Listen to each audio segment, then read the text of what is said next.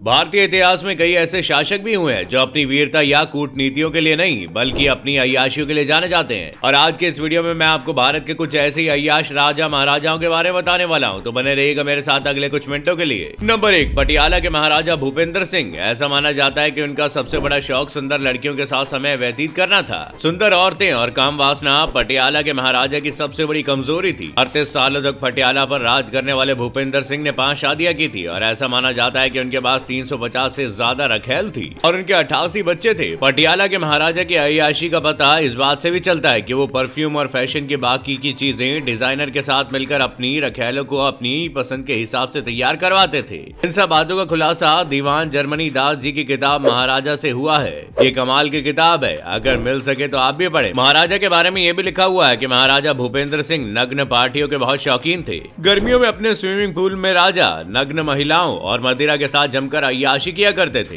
इन parties में नग्न औरतों के सीने पर मदिरा उड़ेल कर शराब पी जाती थी। फिर उसके बाद वो सब भी होता था जिसे कई लोग अभी सोच रहे होंगे। महाराजा बहुत रईस थे। आजादी के बाद जिस स्टर्लिंग सिल्वर की बग्घी पर बैठकर हमारे देश के पहले राष्ट्रपति राजेंद्र प्रसाद राष्ट्रपति भवन गए थे, वो महाराजा भूपेंद्र सिंह की थी। नंबर 2, मुगल बादशाह के इस कहानी को हम सभी जानते हैं और इसका कारण है खूबसूरत ताज, सफेद संगमरमर की बनी वो नायाब इमारत जो मिसाल है सच्चे प्रेम की। लेकिन शाहजहां की शख्सियत को अगर आप देखेंगे तो पाएंगे कि वो प्रेमी नहीं सनकी था। शाहजहां की पत्नी मुमताज की मौत 14वें बच्चे को जन्म देते समय हुई थी। बादशाह मुमताज की खूबसूरती का इस कदर कायल था कि उसने मुमताज के अलावा अपनी दूसरी किसी भी रानी से बच्चे नहीं किए थे। मुमताज की मौत के बाद शाहजहां ने 8 शादियां और की थी। इसके अलावा उनके हरम में कई 100 महिलाएं भी थी। अब ये तो यही लगता है कि शाहजहां को सिर्फ मुमताज की खूबसूरती से प्यार था। वही ताजमहल की बात करें तो उसे पूरा करने में 22,000 लोगों को 22 साल लग गए थे। सफेद संगमरमर राजस्थान के मकराना से आया था, क्रिस्टल चीन से आए थे,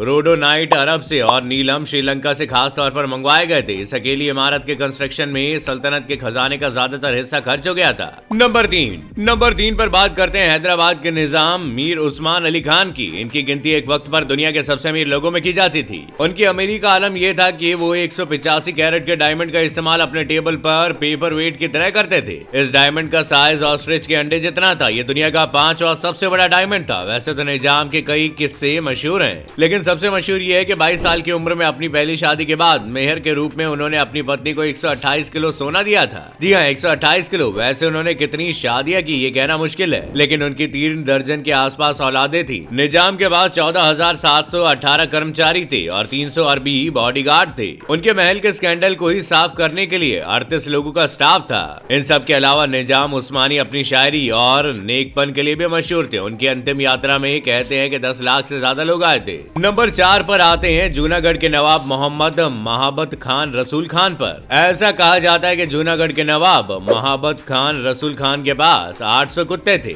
इन सभी कुत्तों के लिए अलग अलग 800 कमरे और पर्सनल सर्वेंट्स थे। जब कुत्ते बीमार पड़ते थे तो उन्हें ब्रिटिश जानवरों के अस्पताल ले जाया जाता था। कोई कुत्ता मर जाता था तो उसके लिए एक दिन का शौक रखा जाता था। जब उन्होंने अपने कुत्तों की शादी की तब उस पर ही 20 लाख रुपए खर्च कर दिए थे और साथ ही उस दिन को स्टेट हॉलीडे भी डिक्लेयर कर दिया था। नंबर 5 पर बात करते हैं महारानी गायत्री देवी की। जयपुर की राजमाता कही जाने वाली महारानी गायत्री देवी का जन्म 23 मई 1919 को लंदन में हुआ था। महारानी गायत्री देवी के पिता राजकुमार जितेंद्र नारायण बिहार के युवराज के छोटे भाई थे और वहीं उनकी मां इंदिरा राजे बड़ौदा के मराठा राजा महाराजा सयाजी राव गायकवाड़ की इकलौती बेटी थी। गायत्री देवी के बारे में कहा जाता है कि वो एक बहुत ही शानदार महल में पली बड़ी थी और इनके महल में लगभग 500 से ज्यादा नौकर काम करते थे। इसके साथ साथ गायत्री देवी को गाड़ियों और शिकार का भी बहुत शौक था। उनके बारे में कहा जाता है कि जब उन्होंने पहली बार चीते का शिकार किया था तब उनकी उम्र महज 12 वर्ष की थी। महारानी गायत्री देवी एक अच्छी शिकारी होने के साथ साथ एक बेहतरीन घुड़सवार और पोलो की अच्छी खिलाड़ी भी थी। उन्हें गाड़ियों का बहुत शौक था। भारत में पहली बार मर्सिडीज बेंज